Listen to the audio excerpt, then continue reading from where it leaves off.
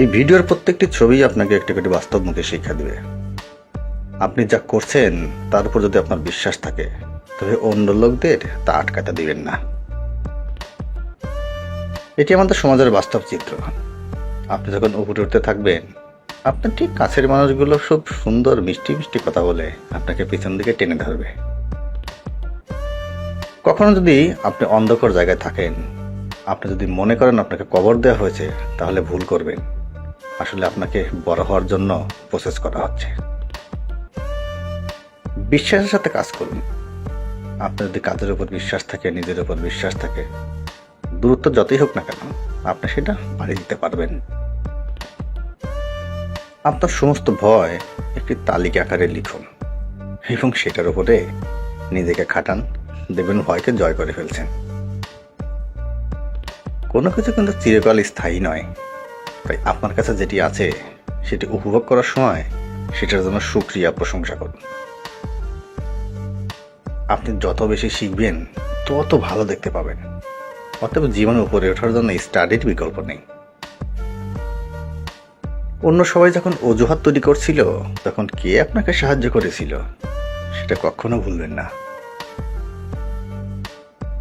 মানবতার চেয়ে বড় কিছু আর কখনো হতে পারে না। সুখ আপনার মানসিকতা, আপনার মনোভাবের উপর নির্ভর করে, পরিস্থিতি বা ভাগ্যের উপর নয়। অন্যদের বিচার করবেন না, কারণ এই দুনিয়াতে আমরা কেউই কিন্তু নিখুঁত নই। একমাত্র জিনিস যা আপনাকে খুশি করবে তা হলো আপনি কে, আপনার কাছে যা আছে তা নিয়ে খুশি থাকুন। সুখ নির্ভর করে আমরা বিশ্বকে কিভাবে দেখছি এক্স্যাক্টলি তার উপর। আপনি অন্ধকারের দিকে তাকিয়ে থাকলে সবসময় অন্ধকারই দেখবেন, আর যদি সুন্দর প্রকৃতি দেখেন আপনার মনটা ভালো থাকবে। আমরা বাচ্চাদের বেঁচে থাকার চেয়ে তাদের মুহূর্তগুলো রেকর্ড করা নিয়ে ব্যস্ত। আপনি এমন কোনো কাজ করবেন না বাচ্চাদের সামনে যা তাদের উপর একটা প্রভাব ফেলে। অবশ্যই বাচ্চাদের সামনে সবসময় ভালোবাসা প্রকাশ করুন।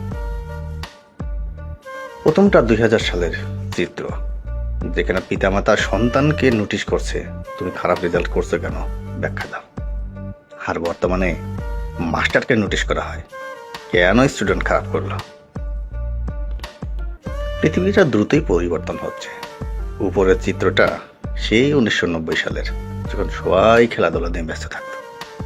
আর এটা হলো বর্তমান চিত্র, সবাই বসে বসে খেলে। এই চিত্র সম্পর্কে আর কিছু বলার আছে বলে আমার মনে হয় না। বাকিটা আপনারাই বুঝতে পারছেন। আপনার দয়া কখনো কোনো ছোট কাজ হতে পারে না, সেটা যতই ক্ষুদ্র প্রাণী হোক না কেন।